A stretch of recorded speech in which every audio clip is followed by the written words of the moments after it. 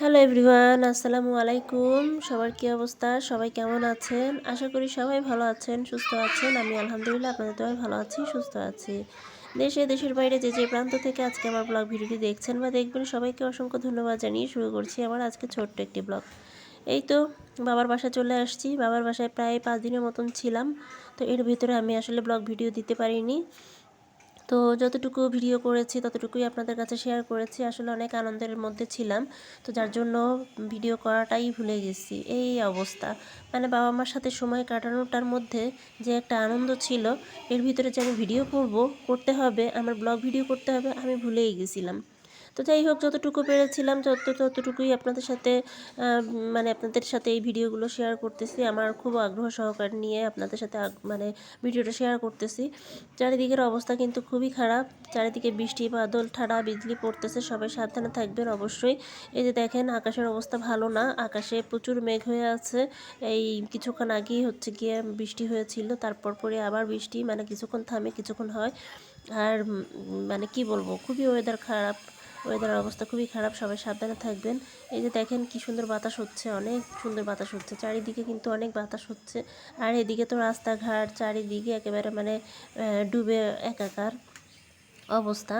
তো এই তো দেখেন, মানে পরিবেশটা কিন্তু দেখতে ভালোই লাগতেছে। আমরা যেহেতু 4তলা বিল্ডিংয়ে থাকি, তো ওখান থেকে আমি ভিডিওটা করতেছিলাম। এদিকে আম্মু তো মানে খুব খুশি আমি এখানে বেড়াতে আসাতে।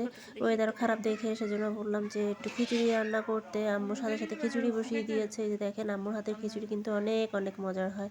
তো সেজন্য আম্মুকে বললাম একটু খিচুড়ি রান্না করতে। খিচুড়ি রান্না করেছে। আর এর গন্ধে তো আমার খুব মানে খিদে পেয়ে গেছে। এরকম অবস্থা, চারিদিকে এত মোমো গন্ধ।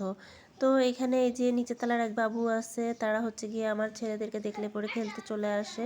তো এখানে ওরা সবাই মিলে খেলাধুলা করতেছে।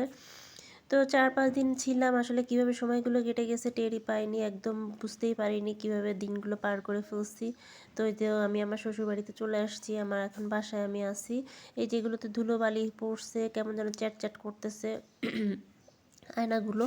তো এইটা দিয়ে মুছতে যে দেখলাম আর কি, যে এই আয়নাগুলোতে আসলে ভালো করে ক্লিন করতে হবে। বেঁধে বেঁধে যাচ্ছে, যেহেতু আঠা আঠা মতন হয়ে গেছে কেমন যেন। আর নিচে বেশ ভালো ধুলো জমে গেছে, এই ধুলোগুলো আমি সব পরিষ্কার টরিষ্কার করে নিচ্ছি। আর এখানে আসলে জানলা টানলা খোলা হয়নি, মানে আমার রুমে আমার ঘরটার মধ্যে তেমন একটা জানলা টানলা খোলা হয়নি। তারপরও কেন এখানে ধুলোবালি জমছে কে জানি না। তো যাওয়ার আগে আসলে আমি যাওয়ার আরও 2-3 দিন আগে আমি ঘর ঝাড় দিয়ে গেছিলাম, মানে এইগুলো ঝাড়টার দিয়ে গেছিলাম। তো এর মধ্যে হচ্ছে গিয়ে অনেক ধুলো জমে গেছে দেখলাম। তো ভাবলাম যে এগুলো একটু পরিষ্কার টরিষ্কার করে নিই, অবসরই তো আসি। বাচ্চারা বাচ্চাদের মতন খেলাধুলো করতেছে, আমি আমার মতন একটু কাজ বাজ গাছাই নিচ্ছি আর কি। এই যে এখানে সব জায়গায় ক্লিন করে নিলাম আর কি।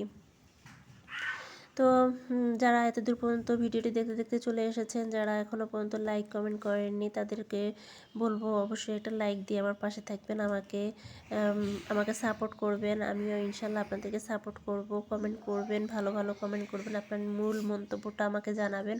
আপনাদের কি দেখতে ভালো লাগে আর কি দেখতে ভালো লাগে না, বা আমার ভুল ভ্রান্তি যত কিছু আছে অবশ্যই কমেন্টের মাধ্যমে আমাকে জানাবেন। যেটা জানালে পরে আমি অবশ্যই আমার নিজের ভুলগুলোকে ধরতে পারবো, বুঝতে পারবো। তো এই যে এগুলো সবগুলো মুছে টুছে নিচ্ছি। চারিদিকের অবস্থা খুবই খারাপ হয়ে আসছে।